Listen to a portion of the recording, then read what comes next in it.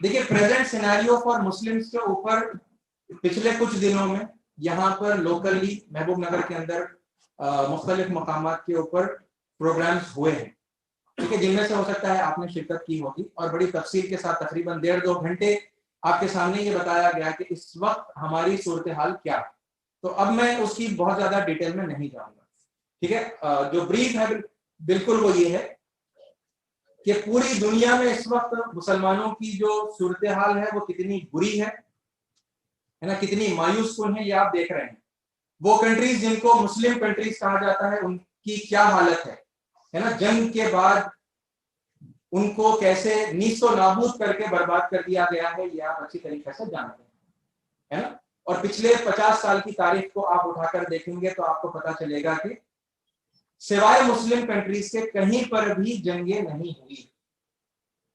Okay, तबाह और ताराज होने वाले जो ममालिक हैं वो मुस्लिम ममालिक हैं। तो जाहिर सी बात है कि वहां पर के जो मुतासिर लोग हैं वो भी मुसलमान हैं, है ना। और फिर अब बहरहाल वो तो मतलब दूसरी कंट्री है, बाहर की बात थी, है ना, कि उनके साथ ऐसा हो रहा है। लेकिन उसके बाद हम ये देख रहे हैं कि हमारे मुल्क में भी ऐसे हालात अब जाहिर हो चुके हैं, ठीक है। ये कोई नए हालात नहीं है या फिर कोई ये अनएक्सपेक्टेड हालात नहीं है, ठीक है। इन हालात के बारे में चंद अहले इल्म और चंद अहले बसीरत पहले से वार्निंग दे रहे थे। डॉक्टर इसरार अहमद साहब की बहुत सारी तकरीरें अब दोबारा सर्कुलेशन में बड़ी तेजी से फैल रही हैं कि अरे मौलाना ने तो कब कितने साल पहले ये बातें बता दी थी, है ना, और अब वो बातें उनकी बताई हुई सही हो रही हैं।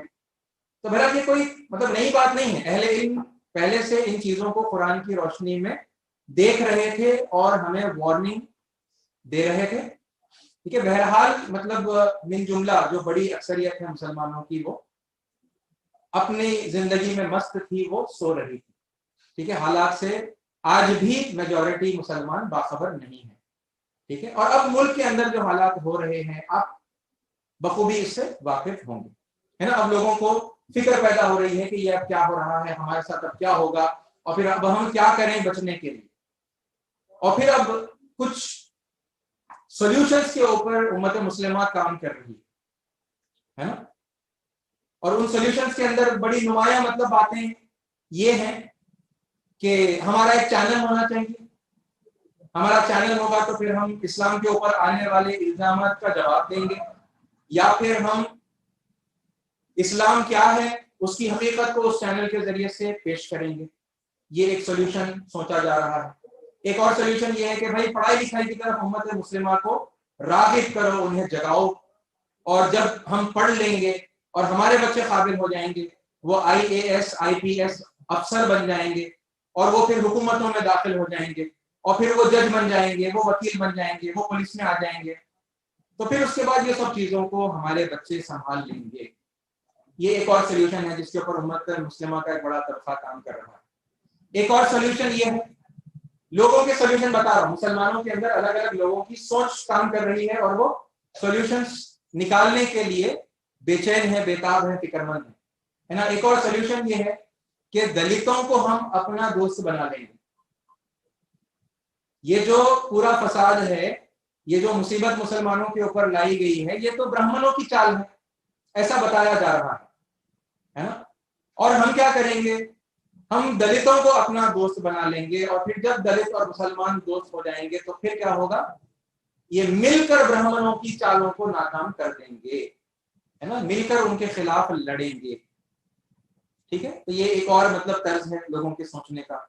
और फिर एक और ये भी है, जहां लोगों को कोई सबील नजर नहीं आ रही तो लोग कह रहे हैं कि भाई आप और RSS में ज्वाइन हो जाइए तभी आप बच जाएंगे, आप BJP में ज्वाइन हो जाइए तो आपके लिए सुरक्षा और अमन का, है ना, सिक्योरिटी का आपके इंतजाम हो जाएगा। ऐसे भी बोलने वाले बहुत लोग। फिर कुछ ऐसे भी हैं जो ये कह रहे हैं कि अब हमें मुकाबले के लिए तैयार होना चाहिए, है ना। तो बहरहाल लोग अलग अलग तर्ज पर सोच रहे हैं, ठीक है। अब यहाँ पर प्रॉब्लम ये है कि हम अपने सॉल्यूशन को अल्लाह से लेने के बजाय हम अपने दिमागों का इस्तेमाल कर रहे हैं और हम ये समझ रहे हैं कि भाई ये सॉल्यूशन भी इस्लामिक सॉल्यूशन है, ठीक है। اب یہ پورے مطلب ایک سینیریو کی اسٹڈی کرنا اور پھر ایک نتیجے پر پہنچنا کہ بھئی آخر آپ کو آپ کے ساتھ ایسا کیوں ہو رہا ہے اور پھر آپ کو کیا کرنا ہوگا یہ سچویشن کو اوائڈ کرنے کے لیے، ہے نا. ایک مومن ہونے کی حیثیت سے کیا ہمیں قرآن اور سنت کی روشنی میں حالات کا جائزہ نہیں لینا چاہیے؟ کیا ہمیں اللہ سے سولوشن نہیں مانگنا چاہیے؟ اللہ نے تو وعدہ کیا ہے کہ وہ ہماری ہدایت کرے گا. اس نے اپنے کلام کو نازل کیا ہے جو ہدی للمتقین ہے، جو ہدی للناس ہے. ٹھیک ہے، تو انشاءاللہ ہم آگے چل کر قرآن مجید کی روشنی میں موجودہ حالات اور پھر قرآن مجید کی روشنی میں حل کے اوپر انشاءاللہ بات کریں گے. ٹھیک ہے. ملک کے اندر ایک اور چیز آپ دیکھ رہے ہیں کہ فیصلے آپ کے حق میں ہونے بند ہو گئے ہیں، ہے نا. جہاں پر آپ کو حق کی امید، انصاف کی امید تھی، وہاں سے آپ کو ثابت کر کے بتا دیا گیا ہے کہ آپ کو انصاف نہیں دیا جائے گا، ہے نا. آپ لوگ سمجھ گئے ہیں نا اس بات کو؟ ٹھیک ہے.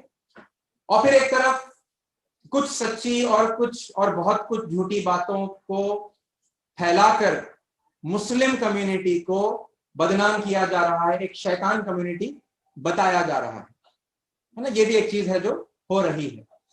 اوکے، اب الگ الگ طریقوں سے کر رہے ہیں. جیسا میں نے کہا کہ کئی چیزیں تو اس میں جھوٹی ہیں لیکن ہر بات اس میں جھوٹی نہیں ہے نا.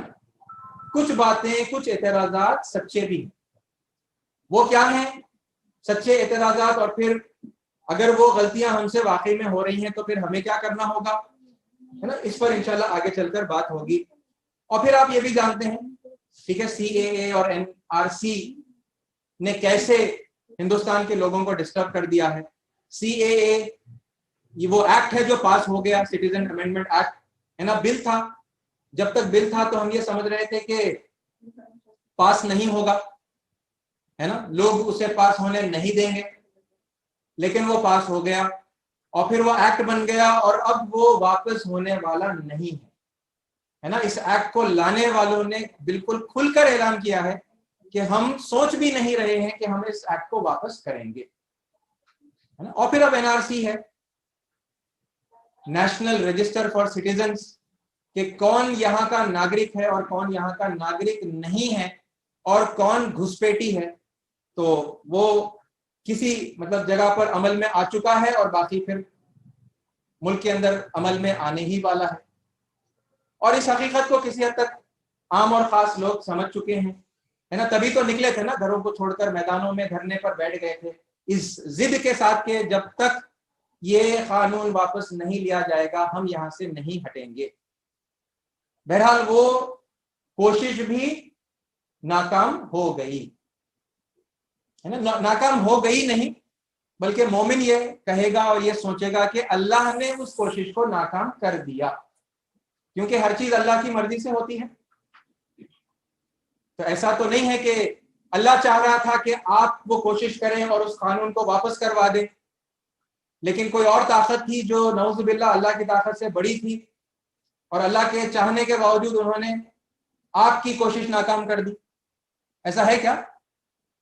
ایسا ہرگز نہیں ہے. ہر چیز اللہ تعالیٰ کی مرضی سے ہو رہی ہے. یعنی یہ سی اے اے اللہ کی مرضی سے لایا گیا، یہ NRC اللہ کی مرضی سے آیا ہے. ٹھیک ہے، مودی یا BJP آئی نہیں ہے، مودی جی آئے نہیں ہیں، اللہ تعالیٰ نے انہیں لا کر مسلمانوں کے اوپر مقرر کیا ہے، بٹھایا ہے. کیونکہ اللہ دیتا ہے نا، حکومتیں اللہ دیتا ہے، حکومتیں اللہ چھین لیتا ہے، پاور تو اللہ کے کنٹرول میں ہے. تو ایک مومن اس طرح سے سوچتا ہے اور کہتا ہے کانگریس ہار گئی، BJP جیت گئی، ہے نا. ایسا نہیں کہتا مومن، بلکہ اللہ تعالیٰ نے کانگریس کو ہٹا دیا، اللہ تعالیٰ نے BJP کو جتوا دیا، ایسا مومن سوچتا ہے اور کہتا ہے. کیونکہ وہ جانتا ہے کہ پاور اللہ کے ہاتھ میں ہے، اللہ جسے چاہتا ہے ملک دیتا ہے، جس سے چاہتا ہے ملک کو چھین لیتا ہے نا. تو یہ بہرحال ایک مختصر سی بات تھی پریزنٹ سچویشن کے اوپر. ٹھیک ہے، اب یہ سچویشن کیا ہے اور پھر اس کی جو تفصیلات ہیں تو انشاءاللہ اس کے اوپر اب ہم بات کریں گے. دیکھیے یہاں پر ہمیں یہ سوچنا ہے کہ کیا ہم سے کوئی غلطی تو نہیں ہو گئی، ہے نا. اور اگر غلطی ہوئی ہے تو پھر کہاں غلطی ہوئی ہے اور پھر وہ غلطی کیا ہے اور اس کا پھر سولوشن کیا ہے نا. تو ہماری جو گفتگو ہے شارٹ میں اس ترتیب پر چلے گی. ہم کیا کر رہے ہیں, میں آپ سے سوال کروں گا ہم کیا کر رہے ہیں, ہماری روش اس معاملے میں, ٹھیک ہے, ایک ایک مدعا میں آپ کے سامنے رکھوں گا. ہماری من جملہ روش کیا ہے مسلمانوں کی, ان کا رد عمل کیا ہے, میں آپ سے پوچھوں گا, پھر اس کے اوپر ہم کسی مطلب نتیجے پر پہنچیں گے. میں نے جو آبزرو کیا ہے وہ میں آپ کو بتاؤں گا, اور پھر اس معاملے میں اللہ تعالیٰ نے کیا کرنے کا حکم دیا تھا وہ ہم دیکھیں گے, ہے نا. اور پھر اب ہماری اگر غلطی ہے تو پھر اس کی اصلاح کیسے ہوگی اس چیز کو بھی ہم نوٹ کریں گے, ٹھیک ہے.